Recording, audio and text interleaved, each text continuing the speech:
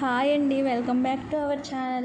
అయితే ఇవాళ నేను బ్యాచిలర్ స్టైల్లో ఆలూ ఫ్రై ఎలా చేయాలో సింపుల్గా చెప్తానండి. ఒక్కసారి చూడండి. అయితే ఏం లేదండి, ఇది ఒక పెద్ద ఆలు, ఒక చిన్న ఆలు తీసుకున్నాను. తర్వాత ఫ్రెష్ కొంచెం కరివేపాకు తీసుకున్నానండి. ఇంకా మిగతాది ఏమంటారు అంతా సింపుల్గానే అండి. ఫ్రెష్ కరివేపాకు వేస్తే టేస్ట్ బాగుంటుందని ఫ్రెష్ది తీసుకున్నాను. అయితే ఏం లేదండి, ఆలు తీసుకొని 2 ఆలులు చిన్న చిన్న ముక్కలుగా కట్ చేయాలండి. కట్ చేసిన తర్వాత ఒక 2 టేబుల్ స్పూన్స్ వరకు ఒక ఆయిల్ వేసి జీలకర్ర ఆవాలు వేసి ఆలుని మాత్రం బాగా తుడుచుకోవాలండి. పచ్చిదనం లేకుండా తుడుచుకొని ఆయిల్లో ఈ ఆలు వేయాలండి. అదే టైంలో ఆలు కొంచెం డీప్ ఫ్రై అవుతూ ఉంటాయి కదా, ఆ టైంలో కొంచెం కరివేపాకు మనం ఫ్రెష్ తెచ్చుకుంటాం కదా, అదైతే టేస్ట్ బాగుంటుందండి. నిజంగా బ్యాచిలర్స్ కూడా ఈజీగా చేసుకోవచ్చు. మేమైతే సాంబార్ ఉంటే కంపల్సరీ ఇలా ఆలు ఫ్రై చేసుకుంటామండి. కొంచెం కర్రీ అయినా చాలా బాగా సరిపోతుంది, ప్లస్ టేస్ట్ కూడా బాగుంటుందండి. చూడండి, ఇవాళ పొద్దున పెట్టిన దీపం ఇప్పటి వరకు కూడా వెలుగుతుంది. చాలా హ్యాపీ అనిపిస్తుంది కదా ఇలా దీపాన్ని చూస్తుంటే. ఓకే అండి, వీడియోలోకి వచ్చేద్దాం. అయితే నెక్స్ట్ ఏంటంటే, నేను ఆలూ ఫ్రై చేసేటప్పుడు చిన్న మంటలో పెడతానండి. ఎందుకంటే మాడిపోతుందని. ఇది లోపల వరకు వేగాలి కదా, అయినా కూడా నేను చిన్న చిన్న ముక్కలే కట్ చేసుకుంటాను.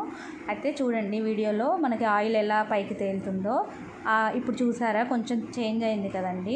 అలాగే ఒక 2-3 ఎల్లిపాయలు ఉంటాయి కదా, అవి తీసుకొని కొంచెం జీలకర్ర ధనియాలు వేసి రోల్లో వేసి దంచుకోవాలండి.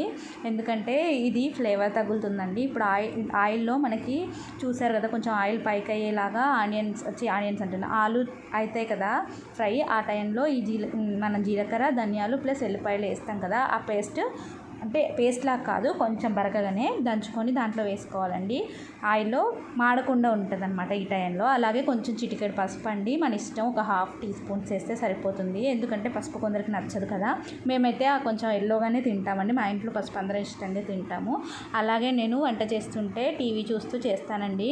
చూడండి, మా టీవీ రిమోట్ బెడ్ పైన ఉంది. హాల్లో ఉండాల్సింది బెడ్రూమ్లో ఉండాల్సింది హాల్లో. మీలో ఎంతమంది ఇంట్లో ఇలా జరుగుతుందండి. అయితే నేను టీవీ చూస్తూ వంట చేస్తూ కూర్చుంటాను, ఎందుకంటే ఒక్కదాన్నే ఉంటాను కదా ఇంట్లో. చూడండి, ఆలు అవన్నీ వేసిన తర్వాత కొంచెం జీలకర్ర మెంతుల పొడి, మళ్ళీ అలాగే కొంచెం ధనియాల పొడి, అవన్నీ ఒక 1/2 టీ స్పూన్స్ వేసి ఇదిగోండి ఇట్లా కరకరలాడేదాకా చిన్న మంటలో పెడతాం కదండి. ఒక 5 మినిట్స్ అయితే ఈ కన్సిస్టెన్సీకి వస్తుందండి. ఒకసారి మంట చూడండి ఎంత లాస్ట్లో పెట్టానో నేను. ఇలా పెట్టిన తర్వాత నెక్స్ట్ ఏంటంటే, ఈ ఆలూలో కొంచెం కారం ఉప్పు వేసేసి దించేస్తానండి. ఇదిగోండి, వేడి వేడి ఆలూ ఫ్రై రెడీ అయిందండి. మీకు నచ్చిందా? నచ్చితే లైక్ చేయండి, షేర్ చేయండి, కామెంట్ చేయండి.